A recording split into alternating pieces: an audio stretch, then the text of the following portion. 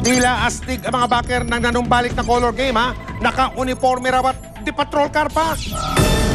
Nung unang operasyon ng color game sa Cubao sa lungsod ng Quezon, ilang miyembro ng pulisya na ang nasampulan. Pero base sa mga bago naming nakunan sa peryahan, tila hindi natakot ang iba pang mga pulis sa parusang ito. Ang isang mobile nga na ito, ginamit pa ang wangwang. Hoy, bawal yan!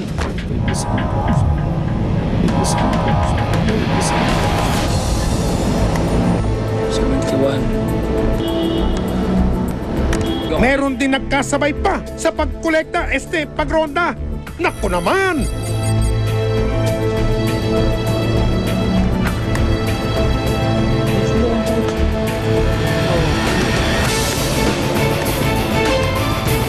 Sa kabuuan, 12 police mobile ang aming naaptuang pumarada at tila nakikipag-bonding sa mga promotor ng sugalan.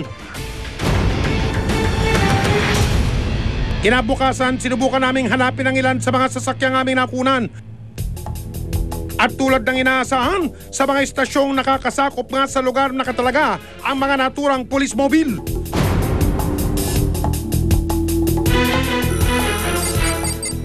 Dahil sa mga nakunang pulis sa peryahan sa Regional Police Intelligence Operations Unit o RPIOU ng National Capital Region Police Office o NCRPO namin inilapit ang problema.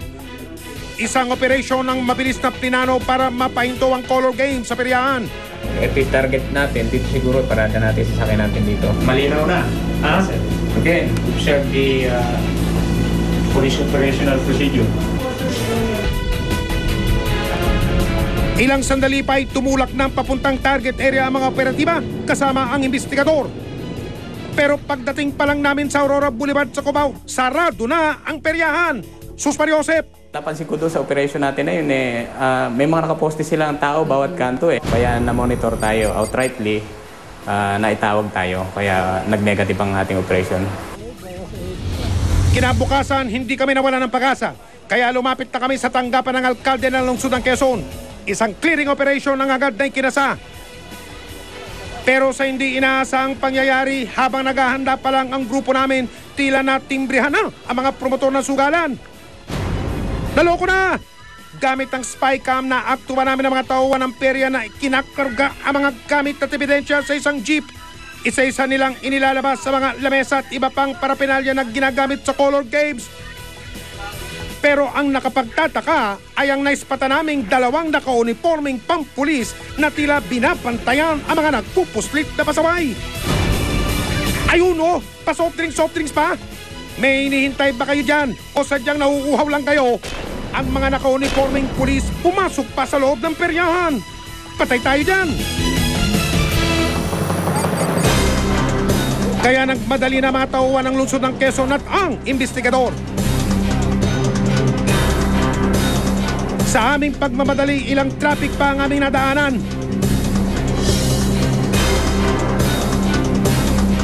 Kaya pagdating sa target area, nakaalis na ang jeep na pinaglagyan ng ebidensya at wala na rin ang mga pulis.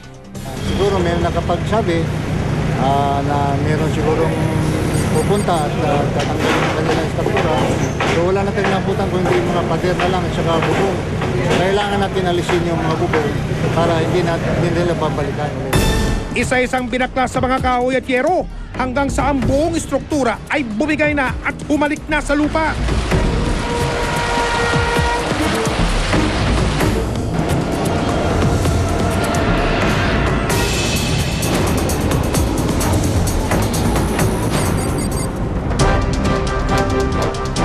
Kinabukasan, personal kong sinama ng mga tauhan ng City Hall para gibain ang natitira pang istruktura sa loob ng peryahan. Ano po ang basihan ng Quezon City Hall?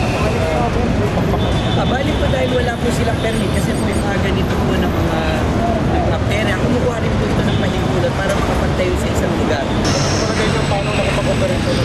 Actually, hindi po natin maintindihan. Kaya po dati, inoperate na po natin. Naabutan ko pa kung saan itinago ang ibang gamit ng mga promotor ng sugalan. Meron pa rin sa loob na mga bola-bola. Ang bingo machine na ito, bawal din pala.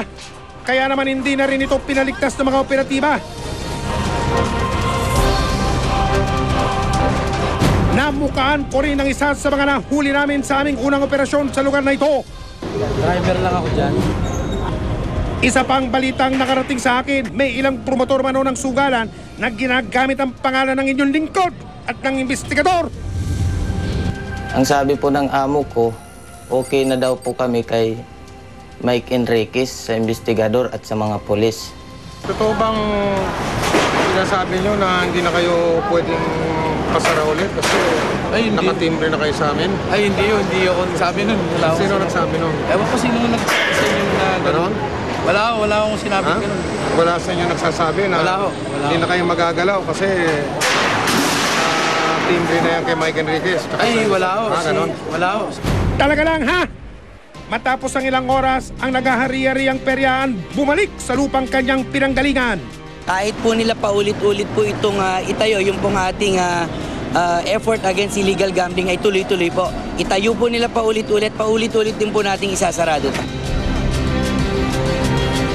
Bago kami umalis sa lugar, napansin naming may dalawang mobil na dumating.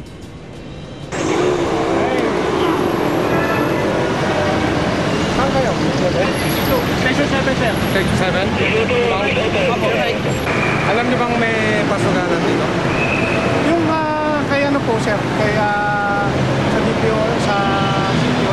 Pero bago itong araw na to, alam niyo na may peryahan dyan? Sa pang ano po sir, may nag-text. Pinupuntahan po namin. Pag ano, wala na po sir. Ganon? Sir, balik po muna kami sa area.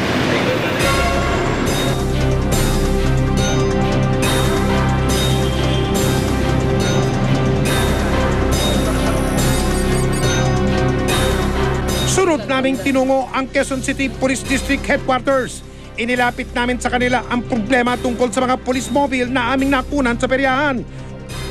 Number one, dapat yung mga marked vehicles natin, police vehicles, should never be stationed on areas, especially nightclubs or ganyang mga pasugalan. Because in the first place, that should be used in patrolling critical areas, and that is our standing instruction.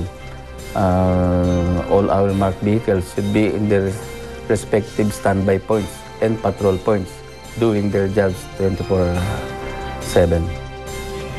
Mabigat daw ang naghihintay na parusa kung mapapatunayang kasabwat sila ng may-ari ng perya. As a matter of policy, we never tolerate that, and we will do everything within our regulation to stop all forms of this violations. If kung sino may mas mabigat na kasalanan yan, I can even recommend for transfer out of the region. Naku sir, sana naman po last na talaga ito.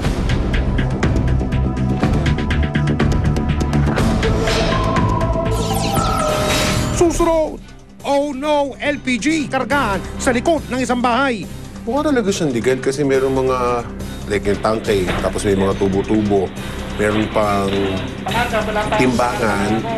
Kasi may napupuntang mga doon tao, tapos mga nakalapit ng subdivision para magpa-refill ng tangke, mga tingiting tangke.